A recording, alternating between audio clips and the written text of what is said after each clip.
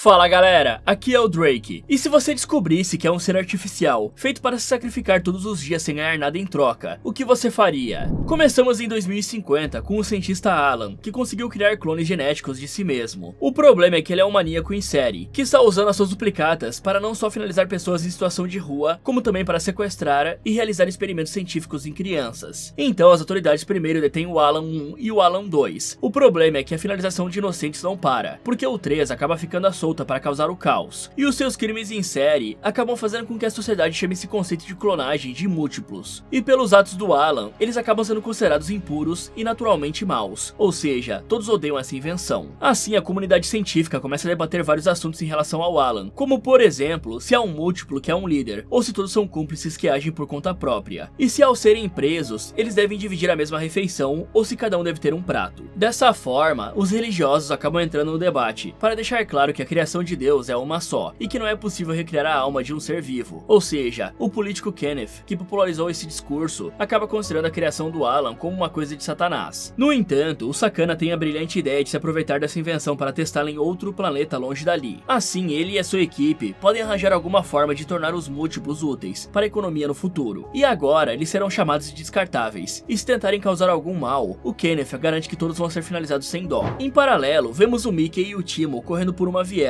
e para o azar da dupla, seus caçadores os encurralam sem chance alguma de escapatória. E para piorar ainda mais, os coitados são capturados por esferas tecnológicas que descarregam eletricidade neles, e em seguida conhecemos aquele que está os caçando, o Darius Blank. Acontece que anteriormente, o Timo e o Mickey decidiram abrir uma loja de macarons juntos, e por conta disso pegaram dinheiro emprestado com o agiota, que agora exige seu pagamento o quanto antes. O problema é que o estabelecimento está falido, e os criminosos garantem que não estão para brincadeira, no momento em que usam uma motosserra para arrancar o pé de um dos funcionários de lá. Assim, tanto o Timo quanto o Mickey não possuem escolhas, a não ser pagar. Porém, eles descobrem que o Kenneth está conseguindo muitos apoiadores, por conta dos seus discursos sensacionalistas. E a campanha da vez é o incentivo à viagem espacial, porque o cara está plantando na população a ideia de ir ao espaço, em direção ao planeta Niflheim. E como várias pessoas estão indo para essa viagem, vemos o Timo se alistando como piloto, justamente para fugir da dívida, e o Mickey faz o mesmo. O problema é que o cara nem leu o formulário, e muito menos a função em que se inscreveu, que é para ser um descartável. E ao estranhar isso, a secretária aciona a sua superiora, a Gemma, que ao descobrir o desejo do rapaz em cumprir essa função, o leva para começar de imediato. Nisso, descobrimos que os cientistas desenvolveram uma máquina que recicla toda forma de matéria orgânica, e assim eles conseguem clonar corpos humanos caso um deles vá para o gigante da colina. E para fazer os primeiros testes, a Gemma escaneia a memória e as características físicas do Mickey, que logo acaba sendo reimpresso pela primeira vez. Aí horas depois, o novo corpo do cara recebe a sua carga de memórias, que contém toda a sua vida e a sua personalidade. O problema é que essa quantidade insana de informação começa a atormentá-lo sem parar. E ao ver isso, a Gemma se aproxima para dar uma arma ao Mickey, e ela deixa claro que o cara deve se finalizar, porque a partir de agora, ele vai precisar se acostumar com isso. A questão é que o Mickey obviamente se recusa a fazer isso, o que acaba fazendo a Gemma sujar as mãos e finalizá-lo. E aí a viagem começa, e lá tudo é controlado, até mesmo a quantidade de comida e calorias consumidas pelos tripulantes. E aí vemos tanto o Kenneth quanto a sua esposa Ilva chegando na nave. Ao vê-los, o político começa seu discurso, e é visível que a sua esposa fica soprando as palavras que ele deve dizer em seu ouvido. Daí o Mickey conhece a Nasha, uma outra viajante, e eles logo de cara se dão bem. Então no discurso do Kenneth, ele deixa claro que os tripulantes devem parar de relaxar, justamente para não desperdiçarem as calorias deles à toa. Assim o político deixa claro que ao chegarem em Nephilim, ele vai lançar a maior campanha a favor do relaxamento da história. E vemos que o besta depende da aprovação da esposa para qualquer coisa que disser. A questão é que depois de toda essa baboseira dita pelo Kenneth, o Mickey e a Nasha não dão a mínima, porque assim que saem dali, os dois dão uma relaxada de respeito, e com o passar dos meses, os dois acabam formando um ótimo relacionamento, em que eles apoiam um ao outro em suas funções, pois enquanto o trabalho dele é ser finalizado e servir de cobaia, o da Nasha é ser um agente de segurança, e quando os babacas o zoam por conta do seu trabalho, ele e a Nasha acabam brigando contra os outros tripulantes, o que acaba os fazendo serem presos pela confusão. Daí vemos que o Mickey começa a ser finalizado cada vez mais. No entanto, o cara consegue aguentar isso por estar se relacionando com a sua namorada, e certa vez, o coitado foi mandado para fazer a manutenção do lado de fora da nave, quando na verdade, os cientistas queriam testar como o corpo humano reage à exposição contra diversos tipos de radiação, ou seja, eles assistem o coitado ser finalizado, e para piorar, ainda pedem para que o descartável tire a sua luva, apenas para sua mão ser arrancada pelo vácuo do espaço. Aí no dia em que chegam a Niflheim, o Kenneth faz mais um discurso sensacionalista sobre o novo planeta em que eles viverão para sempre. Assim vemos que o Mickey é enviado para o planeta. No entanto, o coitado não pode usar o capacete de respiração, porque há um vírus letal na atmosfera que precisa ser estudado. Então o descartável acaba contraindo o vírus uma primeira vez, para que os cientistas tenham uma amostra da doença. O problema é que uma única vez vez não foi o suficiente. Dessa maneira, eles esperam o Mickey ser finalizado pelo vírus, para depois cremar o seu corpo. E aí, ao reimprimi-lo, eles aplicam a doença no coitado novamente, para que continuem os estudos usando seu corpo. E isso se estende sem parar, do Mickey 12 até o 16. Porque nesse momento, os cientistas finalmente desenvolvem uma vacina contra o vírus, o que vai permitir que os humanos possam viver no planeta sem usar uma máscara de respiração. E galera, uma curiosidade sobre esse planeta é que o seu nome Niflheim vem da mitologia nórdica, que é um dos 9 reinos que formam o universo mitológico das crenças nórdicas. E esse reino é descrito como um lugar cercado por gelo, frio e névoa, além de ser associado à escuridão e ao pós-vida, principalmente pelo fato de ser ligado a Hel, a deusa que governa o submundo e cuida das almas que não foram levadas a Valhalla. E isso pode ser considerado uma pista deixada pelo roteiro para indicar que esse planeta ainda vai causar muitos problemas, porque é muito claro que ele é inabitável para os humanos, que estão sendo levados para a morte para um planeta chamado Niflheim, que pode ser considerado uma espécie de inferno para os nórdicos, já que segundo os vikings, as almas deles iam para lá se eles fossem finalizados de maneira desonrosa. Voltando para a história, vemos que o Mickey 17 é mandado para vasculhar o planeta ao lado de uma equipe de soldados. Nisso, eles andam por uma caverna congelada e a exploram, até o momento em que um deles acaba caindo em um buraco. E no momento em que ajudam seu companheiro a sair dali, o grupo conhece os nativos do planeta, que são os Creepers. E não são os do Minecraft. Aí, antes de serem atacados por essas criaturas, os humanos começam a fuzilá-los sem dó. O problema é que, em meio à fuga, o gelo acima da cabeça da Jennifer começa a rachar por conta do peso dos outros Creepers espalhados pela caverna, e isso acaba esmagando sem piedade. Na volta pra base, o Mickey 17 é chamado para conversar com Kenneth, que está enfurecido pelo descartável ter sobrevivido no lugar de uma mulher fértil. E apenas para descontar a sua raiva, o babaca decide que agora, o Mickey vai precisar trabalhar 7 dias da semana e 14 horas por dia até que consiga capturar um Creeper para ser estudado.